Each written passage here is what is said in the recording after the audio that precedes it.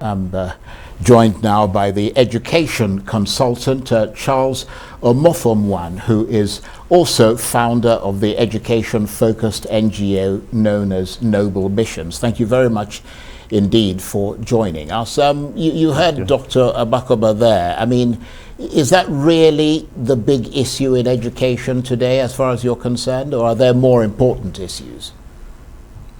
Well, I think it's part of the issues.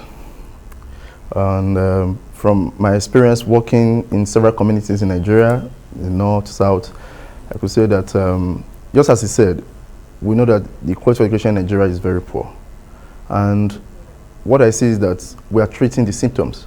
So, for example, the issue of unity schools is trying to treat the symptoms, whereas there are root causes.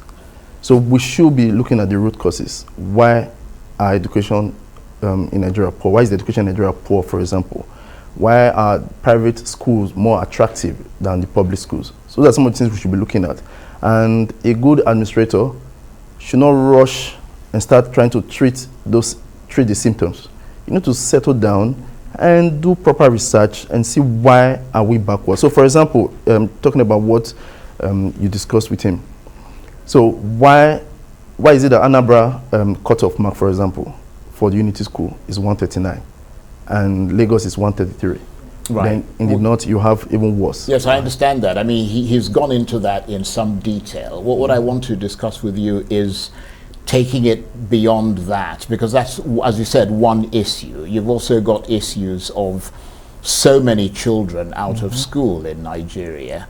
You've also got issues of the strikes by the lecturers and teachers and all the rest of it. I mean, it just seems like the education system, that the problem is just so enormous. It's almost, I mean, mind-boggling.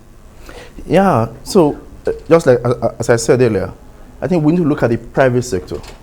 Why is it working in the private sector and it's not working in the public sector? All right, you have over 10.5 million children out of school.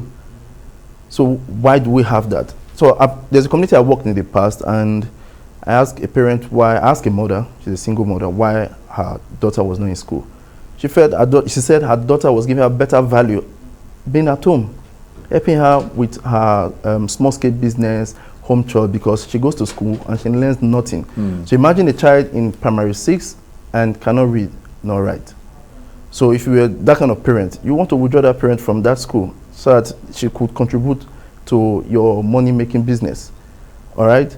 So for me, I think the government, just as he said, the government perhaps, or the federal government perhaps, needs to withdraw from managing schools, all right, and focus more on policy making, maybe supervision and all that, and allow the states formulate their own policies and manage the public schools in their terrain.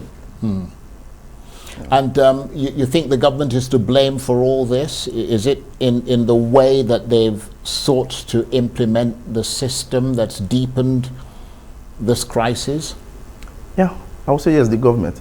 Because who should implement whatever policy you have? It's the government. So when you formulate a policy, you should be able to implement it. For example, the UBA Act says basic education is free. But has it been free? It has not really been free. Yeah, tuition is free, but parents will still have to pay several things to get their children in school. And once you cannot pay, even as low as 1,000 naira, once you cannot pay that money, then your child is withdrawn from school. And because these parents don't see value in education, like I said, a child in primary 6 may not be able to read nor write. So why is she in school? Why is he in school? So those parents prefer to keep their children at home. Now, talking about government, so who is in charge of ensuring that parents have conducive environment to make money, put it that way? It's still the government. So a parent in a rural community who is supposed to go to farm and get farm produce and sell and make money to send his or her child to school cannot go to a farm because there's insecurity.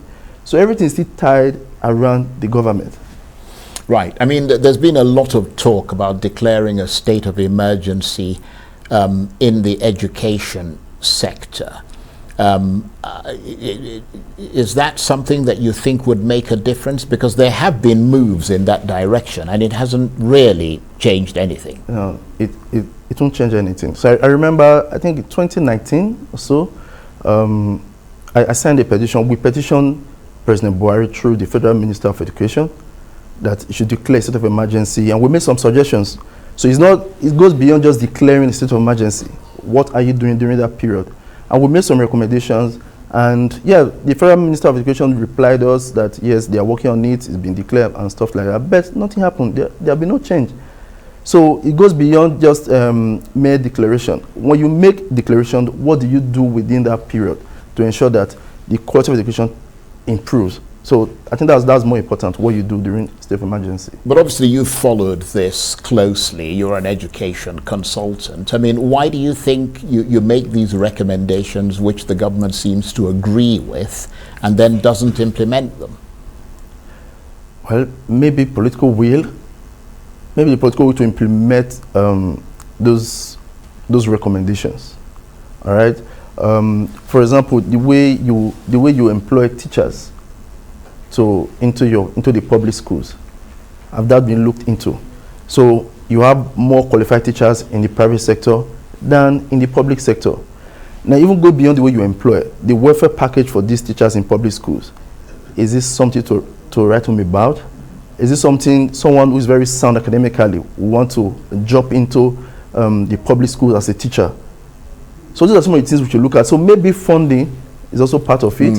And people will always say, how come there are money to steal and there's no money to fund education? But this is, of course, where the issue of disequilibrium also comes in, doesn't it? Because, I mean, a lot of teachers, I'll give you an example, most teachers in the South don't necessarily want to go to the North and vice versa. Particularly people don't want to go to certain rural parts of the country and so on. I mean, that's a challenge. Well, it still depends on the welfare package.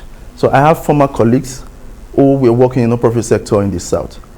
But when they saw the package in the North, most of them resigned and moved to the North. Even moved to the rural parts of so it's down to funding as far as you're concerned. Yes, funding. As in, so if, for example, you were earning, say, 200,000 naira in the South, and you have an offer in the North of about 500,000 naira, I'm telling you, many people will move to the North. Well, what about the other issue of how to get rid of bad teachers? I mean, I understand you can't just fire most of them because of the way the system works in Nigeria. Well, yeah, that's true. So my former boss used to say, if you don't train them, don't blame them. So how many trainings do we organize for teachers yearly? Yeah, NGOs are trying to do the most they could do, but the government, how many trainings do they organize for the teachers? Yeah, you employ someone perhaps who is on a scale of 1 to 10 is at 5, and you bring the person into the system. So what do you do to make sure that person is upgraded from 5 to 6, from 6 to 7 annually? So we still boil down to the government taking education seriously. As far as I'm concerned, I don't think the government is taking education seriously. Right. So if you were given charge of education now, what would be your priorities? What would you do? Okay, so first of all, I think if I'm given such an opportunity, it's first to look at why are we where we are, to know where we are and understand why we are where we are at the moment. Then, for me, my major concern will be about teachers' welfare, because you need to attract talent. That's why you see most startups growing at the speed of light. You need to be able to attract good talent.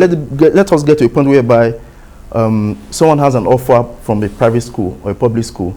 It will have difficulty choosing which one to go to, not just choosing private school because you know that it's better.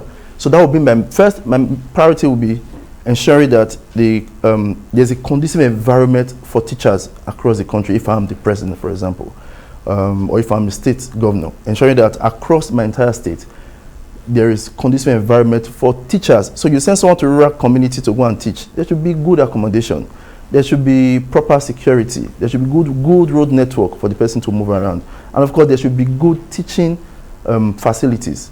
I've been to schools where they are still using chalk and whiteboard. Well, that in itself may not be bad, but imagine someone teaching in a place where there is no roof, teaching under a tree.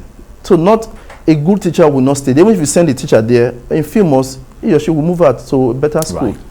Okay, Charles Omofomwan, I want to thank you for your insights there. Thank you. And he is an education consultant and founder of the education-focused NGO known as Noble Missions.